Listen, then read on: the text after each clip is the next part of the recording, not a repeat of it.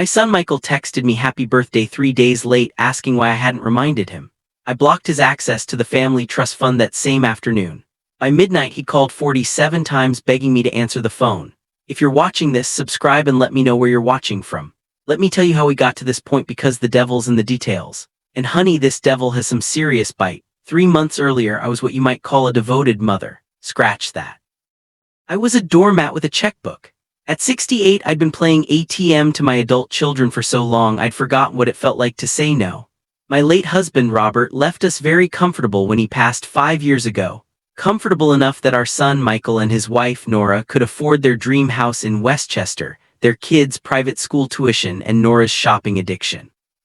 I live quietly in my Park Avenue apartment, the same one Robert and I had shared for 30 years. Every Sunday I'd drive out to Westchester for family dinner. Every holiday I'd write another check. Every birthday, wedding or graduation I'd open my purse without question. I thought I was being generous. Turns out I was being stupid. The warning signs had been there for months. Michael stopped calling unless he needed something. Nora would barely make eye contact during our visits. Too busy scrolling through her phone or coordinating with contractors for their latest home renovation. My grandchildren Emma and Jake, 12 and 14 respectively, had been polite but distant, treating me like an obligation rather than family. But I chose to ignore it all because I believed in family loyalty. I believed love meant sacrifice. I believed that if I just gave enough, did enough, they'd appreciate me. What a fool I was. The day before my birthday, I'd gone shopping for ingredients to make Michael's favorite chocolate cake, the same one I'd made for him every year since he was 5. I spent 2 hours in the kitchen, my arthritic hands struggling with the mixing bowl but determined to create something special, something that would remind him how much his mother loved him. I texted him that morning, a simple message. Cake's ready whenever you want to stop by. No response. I waited all day. Every time a car passed outside, I'd peek through the curtains, hoping to see his silver BMW pulling up. Every time my phone buzzed, my heart would leap, thinking it was him calling to apologize for being late. But the hours ticked by. Morning became afternoon. Afternoon became evening, and evening became another sleepless night. The chocolate cake sat untouched on my kitchen counter for 3 days, growing stale like my hope. On the 4th day I threw it away, fighting back tears as I scraped Robert's favorite recipe into the garbage disposal. That's when reality hit me like a freight train. My own son had forgotten my birthday. Not delayed, not postponed, completely forgot. I'd spent decades putting everyone else's needs first. When Michael got divorced from his first wife, I'd helped with his legal fees. When he remarried Nora, I'd paid for their honeymoon to Italy. When they couldn't afford their house down payment, I'd written a check for $200,000 without blinking. And this was my thanks. Radio silence on the one day that should have mattered. I was pouring myself a second cup of coffee when my phone finally buzzed. Michael's name appeared on the screen, and for a moment my traitorous heart skipped with hope. Hey Mom, happy birthday. Sorry it's a few days late. You should have reminded me about it. I should have reminded him as if it were my responsibility to ensure my own child remembered the day I'd given birth to him. I stared at that message for a full 10 minutes, reading it over and over, feeling something cold and hard settle in my chest where warmth used to live. Should have reminded him like I was some random acquaintance instead of the woman who'd carried him for 9 months, who'd walked the floors with him during colicky nights, who worked 2 jobs to pay for his college education. My fingers hovered over the keyboard. The old Dorothy would have typed back something gracious. Oh, don't worry about it, sweetheart. These things happen. The old Dorothy would have made excuses for him, probably invited him over for dinner to make up for his oversight. But the old Dorothy had died somewhere between throwing away that birthday cake and reading his pathetic non-apology. Instead, I called my lawyer. Dorothy, James Richardson, had been our family attorney for 15 years. What can I do for you today? I need to make some changes to the family trust arrangements, I said, my voice steadier than I'd expected. How quickly can you restructure the distributions? There was a pause. James knew about the monthly payments to Michael's family. He'd helped set up the automatic transfers when Robert died. May I ask what prompted this decision? I almost laughed. What prompted it? 20 years of taking me for granted. A birthday forgotten like yesterday's trash. A text message that treated me like an inconvenience. Let's just say I've had a change of perspective about family obligations. James worked faster than I'd expected. By Tuesday afternoon, all automatic payments to Michael's accounts had been suspended. The monthly transfer that covered their mortgage, car payments, and Nora's credit card simply stopped flowing. I didn't tell them. Why should I? They never asked where the money came from, never questioned whether I could afford their lifestyle. Never once said, thank you for bankrolling their American dream. Instead, I waited, and you know what? The wait was almost enjoyable. For the first time in years, I felt like I held the cards instead of constantly folding. It took exactly 6 days. I was reading in my favorite armchair, enjoying a cup of tea in the blessed silence of my own thoughts when my phone started ringing. Michael's name flashed on the screen. I let it go to voicemail. He called again immediately, then again. By the fourth call, I was genuinely amused. Where was all this urgency when it came to remembering my birthday? The fifth call came with a text. Mom, please pick up. There's been some kind of mistake with the bank. Mistake, that's what he called it. When the gravy train finally derailed, I poured myself a glass of wine and settled back into my chair. Let him sweat a little. Lord knows I'd sweeted plenty over the years, wondering if I was doing enough, giving enough, being enough for children who couldn't be bothered to remember when I was born. The calls kept coming 7, 8, 9, each one more frantic than the last. By the time I went to bed that night, Michael had called 23 times. Nora had called 6. They'd left a total of 14 voicemails, each one more panicked than the last. The first few had been confused. Mom, I think there's been a banking error. Can you call me back? By message 7. Confusion had turned to worry. Mom, please call us. The mortgage payment bounced and we need to figure out what happened. By message 12, worry had become panic. Dorothy, this is Nora. We need to talk now. The last message, left at 11:47 p.m., was pure desperation. Michael's voice was strained, exhausted. Mom, I know you're angry about the birthday thing. I'm sorry, okay, but this isn't funny anymore. Please call me back. We need that money. We need that money. Not we miss you or we're worried about you or we love you, just we need that money. Perfect. After all these years, he'd finally told me the truth about what I meant to them. I turned off my phone and slept better than I had in months. The next morning brought a new experience. The sound of someone pounding on my apartment door at 7:30 a.m. I took my time getting dressed, choosing a comfortable sweater and my favorite pearls. If Michael and Nora wanted to have this conversation, I was going to look dignified while I had it through the peephole. I could see them both standing in the hallway looking harried and desperate. Michael was packing, running his hands through his hair. Nora stood rigid, clutching her designer purse like a weapon. I opened the door with a smile. Good morning, dear. What brings you by so early? Michael pushed past me into the apartment, Nora following with a face like thunder. Mom, what the hell is going on?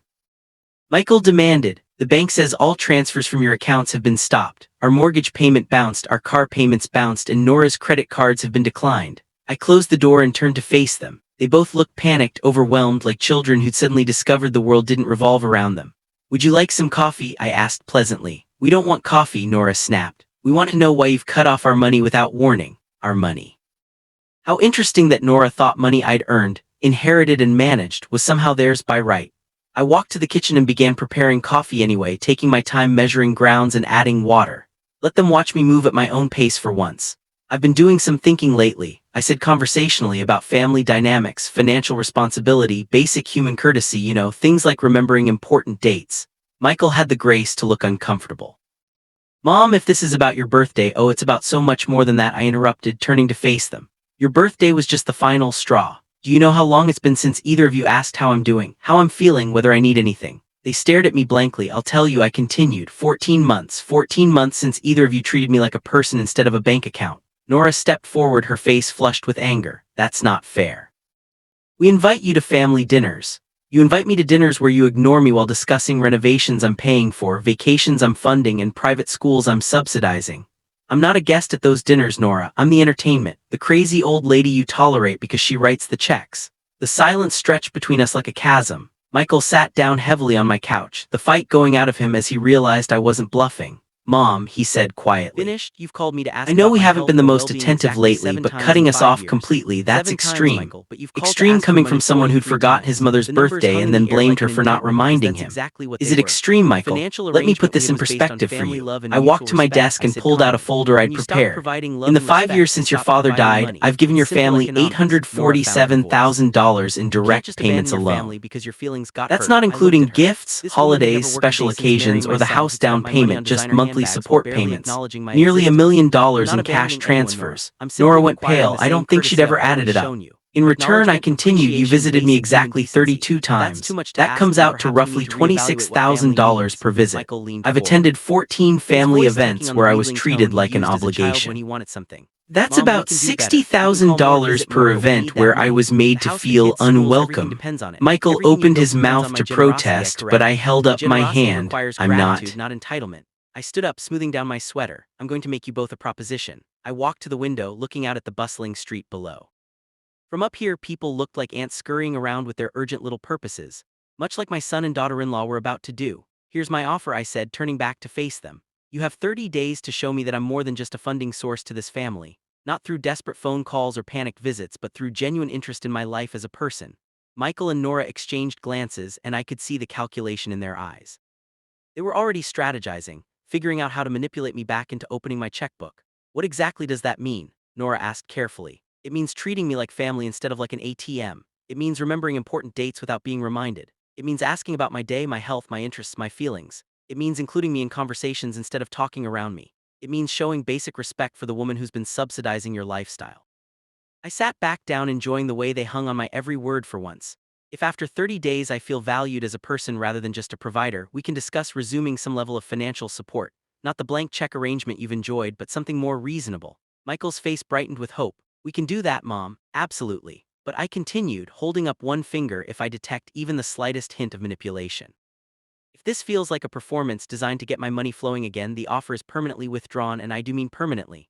Nora's mask of composure was slipping. What are we supposed to do in the meantime? We have mortgage payments, car payments, the kids' tuition. The same thing millions of families do, I said pleasantly. You'll figure it out. Michael makes a decent salary. You could get a job. You could downsize the house, change schools, sell one of your cars. You know, all the things people do when they live within their actual means. The word job seemed to physically pain Nora. She'd married Michael straight out of college and had never worked. The idea of actual employment was apparently terrifying. You're being incredibly cruel, she whispered. Am I, or am I finally being honest about what this relationship has become? I stood up again, signaling that our meeting was over. 30 days, I repeated, starting now. And remember, I've had 5 years to perfect the art of detecting genuine emotion versus calculated performance. Don't insult my intelligence by trying to fake your way through this. They left without another word, Nora practically trembling with fury, Michael looking stunned and lost. After they were gone, I poured myself that glass of wine I'd been looking forward to, and settled back into my chair. The next 30 days were going to be very interesting indeed. Phone calls started the very next day. Not frantic demands this time, but carefully crafted performances that would have impressed Broadway directors. Hi, Mom, just calling to see how you're feeling today. Michael's voice was sugar-sweet through the receiver. I realized we never ask about your health enough. I was standing in my kitchen preparing lunch and I nearly laughed out loud. In 5 years, this man had never once called to ask about my health unless he was making small talk before asking for money. I'm fine, Michael. How thoughtful of you to ask. Great. And hey, I was thinking maybe we could have lunch this week, just the two of us, like old times, when exactly had we ever had regular lunch dates? I couldn't remember a single instance of Michael suggesting we spend time together without Nora or the children as buffers. That sounds lovely, I said, curious to see how far they'd take this charade. Perfect. Oh, and Mom, I've been thinking about what you said yesterday about not appreciating you enough. You're absolutely right, we've been terrible family members. The script was almost insulting in its transparency, but I played along. I appreciate you saying that, dear. After he hung up, I checked my watch. 47 minutes later, Emma called. My 14-year-old granddaughter had never initiated a phone conversation with me in her life. Our interactions were limited to polite responses when I asked her direct questions during family dinners. Hi, Grandma Dorothy, I just wanted to call and tell you about my day at school. The words sounded rehearsed, like she was reading from cards. Poor child. Her parents had obviously coached her on what to say. That's wonderful, Emma. Tell me all about it. She launched into a detailed account of her classes, her friends, her teachers. Everything was wonderful and amazing, and she just couldn't wait to share it all with her beloved grandmother. It broke my heart, honestly, not because she was lying, but because this forced conversation revealed how little we actually knew each other. Her parents had weaponized their own daughter, turning her into a pawn in their desperate game. When she finished her performance, I said gently, Emma, sweetheart, you don't have to do this. Do what, Grandma? Pretend to be interested in talking to me because your parents told you to call. There was silence on the other end. When she spoke again, her voice was smaller, more genuine. Dad said you were mad at us, that maybe you wouldn't be our grandma anymore if we didn't try harder. Those bastards, they terrified their own children to manipulate me. Emma, listen to me carefully. I will always be your grandmother no matter what happens between me and your parents. That will never change. Do you understand? Yes, Grandma. Good. Now do you actually want to talk to me, or would you rather go do whatever 14-year-olds do when they're not being forced to call their grandmothers? She giggled, and for the first time she sounded like herself. Can I go? I have homework. Of course you can go. I love you, Emma. Love you too, Grandma. The manipulation had officially begun. Day 5 brought flowers. An enormous arrangement of white roses and leaves arrived at my door with a card that read, Thinking of you always. Love, Michael and Nora. I'd never received flowers from them before, not for my birthday, not for Mother's Day, not even when Robert died. But now when they needed my money, suddenly they were thoughtful enough to spend $200 on an ostentatious display. I put the flowers on my dining room table and waited for the follow-up call. It came within an hour. Hi, Mom.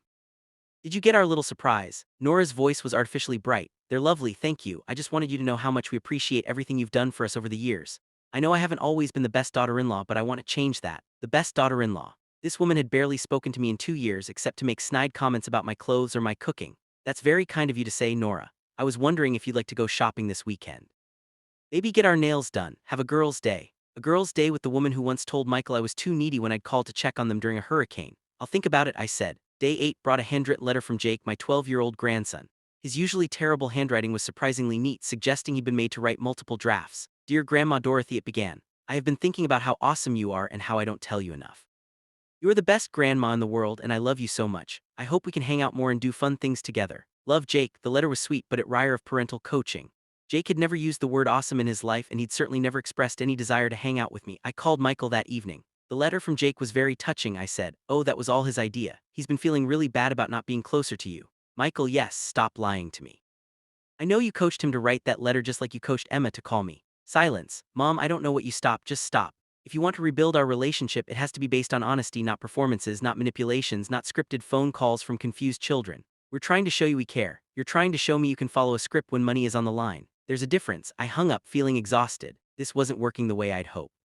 Instead of genuine change, I was watching them dig themselves deeper into deception. But I'd given them 30 days and I was a woman of my word. I just wasn't sure how much more amateur theater I could stomach. 2 weeks into their performance, I discovered something that changed everything. I was having lunch with my friend Margaret at our favorite cafe when she mentioned seeing Nora at the country club. She was telling everyone about your mental breakdown, Margaret said, her voice carefully neutral. Said you've been acting erratic since Robert died, making impulsive financial decisions. The coffee cup rattled against the saucer. As I set it down, she said, what? Apparently you've become difficult to manage and they're considering having you evaluated for competency issues. The words hit me like a physical blow. While they were sending me flowers and love letters, they were simultaneously laying the groundwork to have me declared mentally unfit. Margaret, are you absolutely certain?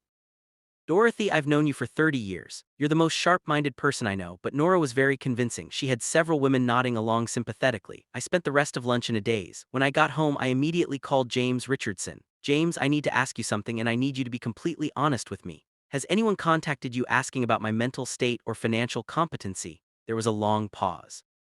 Dorothy, I probably shouldn't tell you this, but Michael called last week. He said he was concerned about some unusual financial decisions you've been making. He asked about the process for having someone's competency evaluated. My hands started shaking. What did you tell him? I told him that you were completely competent and that any such evaluation would be a waste of everyone's time. But Dorothy, the fact that he asked, I know what it means. After I hung up, I sat in my chair and stared at those white roses they'd sent. Every petal suddenly looked like a lie. Every fragrant bloom was part of an elaborate deception designed to make me look unstable when I inevitably rejected their fake affection. They weren't trying to win me back. They were building a case against me. I thought about all the carefully orchestrated phone calls, the sudden interest in my well-being, the flowers, the children's letters. It wasn't love, it was evidence. Evidence that they were caring, attentive family members dealing with a difficult, irrational old woman who'd cut them off without cause.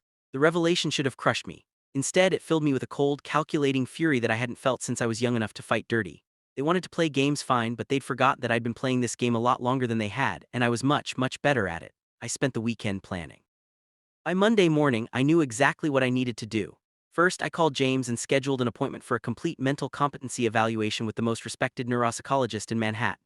Dorothy, you don't need to, James started. Yes, I do. When this is over, I want documentation that I'm of sound mind and capable of making my own financial decisions. Next, I called Michael. Mom, how are you feeling today? The fake cheerfulness was starting to grate. Actually, Michael, I've been doing some thinking about our conversation. And I've decided you're right about what? About resuming the financial arrangements. I've been too harsh, too emotional. I miss our family dinners. I miss being part of your lives. I want to fix this. The relief in his voice was palpable. Mom, that's wonderful. I knew you'd come around. You're such a loving, generous person. I want to have dinner this Friday. All of us, including Emma and Jake. I want to apologize properly and discuss how we move forward. Of course, Nora will be so relieved. She's been worried sick about you. I'll bet she has. That afternoon, I made another call to a private investigator named Patricia Chen, someone James had recommended for discreet family matters years ago when Robert was having business partner issues. Mrs. Patterson, I need to know everything about my son and daughter-in-law's financial situation. Bank accounts, credit cards, debts, assets, spending patterns. I also need you to check if they've been consulting with any attorneys recently. Something feels off about their behavior. Patricia had already done preliminary work on my family during Robert's business disputes, so she had existing files and contacts. Her updated report arrived Thursday morning and it was even worse than I'd suspected. Michael and Nora were drowning. Beyond the obvious expenses I'd been covering, they had racked up massive credit card debt. Nora's shopping addiction was far more severe than I'd realized. They owed money on both cars, had taken out a second mortgage on the house, and were behind on Jake's tuition payments. But the most interesting discovery was a bank account I didn't know about. An account where they'd been depositing and immediately withdrawing large sums of money for the past 2 years. My money. They'd been taking the funds I provided and moving them through a separate account before paying their bills. Why would they do that unless they were planning something? The answer came in the form of financial planning documents Patricia had uncovered. Documents showing that they'd been working with a lawyer to establish guardianship over my assets since Robert's death. It started right after the funeral when I'd been grief-stricken and making large financial gifts to cope with my loss. They'd been planning this for 5 years. The gradual distance, the increasing demands, the casual cruelty. It was all designed to establish a pattern. The generous but unstable widow who needed protection from her own poor judgment. I thought I was teaching them a lesson about respect and gratitude. They'd been playing a much more dangerous game. Friday dinner was going to be very interesting indeed. Friday evening I sat at the head of Michael and Nora's dining room table, watching them perform their greatest hits of fake affection. They'd gone all out for this dinner, using their good china and even lighting candles. Emma and Jake seemed genuinely happy to see me, which was the only real bright spot in this elaborate production. "Mom, you look wonderful," Nora gushed, though her smile never reached her eyes. "That dress is so flattering." I was wearing the same black dress I'd worn to Robert's funeral. She'd complimented it before, back when she was still pretending to like me. "Thank you, dear, you look lovely as always." Michael raised his wine glass. "I want to make a toast to family, to forgiveness, and to Mom for being the most generous, loving woman we know." To Grandma, Emma, and Jake chorus, and their enthusiasm was genuine enough to make my heart ache. We made it through the appetizer and main course with their performance in full swing. They asked about my health, my hobbies, my plans for the holidays. They laughed at my stories, complimented my jewelry, and treated me like the beloved family matriarch they'd never actually considered me to be.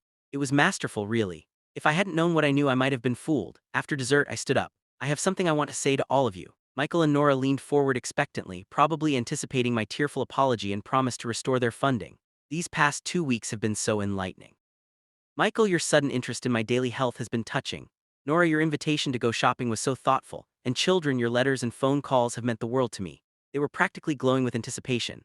"It's made me realize how much I've been missing, how important it is to be truly involved in each other's lives." Michael nodded eagerly. "Exactly. That's exactly what we've been trying to show you, which is why I've decided to be much more involved in managing all of our affairs." "I met with James Richardson yesterday to review the family trust documents." Nora's smile flickered slightly. "I also had a complete psychological evaluation done just to make sure I'm making sound decisions. Clean bill of mental health." As it turns out, Michael's face went pale, and I hired a private investigator to do a thorough financial review. Very thorough. The silence in the room was deafening. I reached into my purse and pulled out Patricia's report, setting it on the table between us. "Did you know it's illegal to establish financial guardianship over someone through fraudulent means?" James was quite concerned when he reviewed your planning documents. Nora stood up abruptly, her chair scraping against the floor.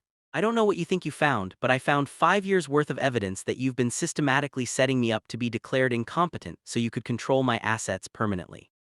The separate bank account, the guardianship paperwork, the witnesses you've been cultivating who can testify to my erratic behavior." Michael's voice was barely a whisper. "Mom, it's not what it looks like really, because it looks like fraud. It looks like elder abuse. It looks like two people who decided it was easier to steal from me than to earn their own living." Emma and Jake were staring at their parents with horrified expressions. "Here's what's going to happen," I continued calmly.